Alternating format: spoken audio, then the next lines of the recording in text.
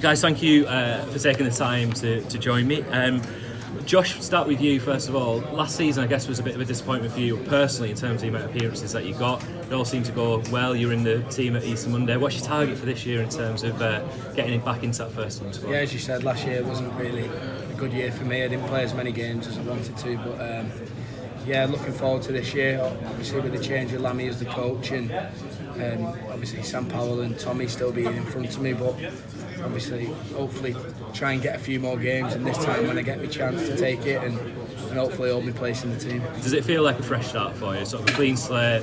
Lammy's sort of judging you on your training and whatever you put in pre-season? Yeah, massively. I think that could come from all the lads as well. He come in and from the first meeting he told us all that it's a clean slate for everyone here, and he's going to be picking his best team every week to achieve our goal of going back-to-back grand finals.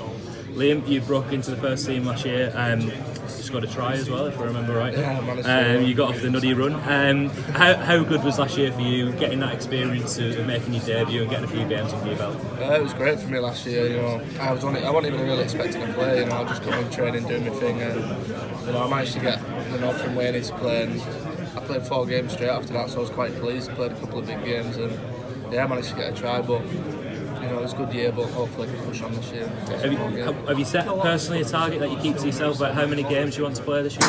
I've just said I want to play a little more than I did last year. If I can get a couple more, I'd be happy. But you know, personally, I've said I want to try and double my tally from 4 to 8 and see what happens. But I'll be happy with any game time really. This year we've got a good squad, and you know it's going to be tough competition for places. This is a question for both of you. How much do you think the sort of demise of the reserve rugby is sort of affecting you two personally in terms of the amount of games that you can get under your belt, Josh? Yeah, massively. I've said this before.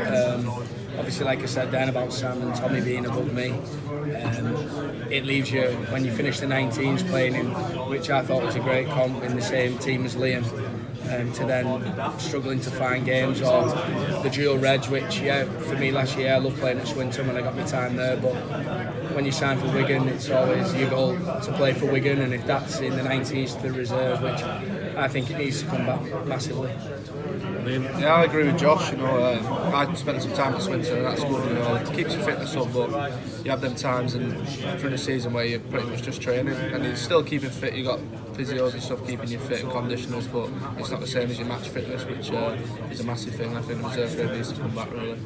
How big a target, Leo? I mean, how big a target is made for you in terms of potentially breaking into the team for that Nou Camp squad, whether it be the sort of bigger squad or the 17-man squad? Is that in the back of your mind, Josh? Is that a target?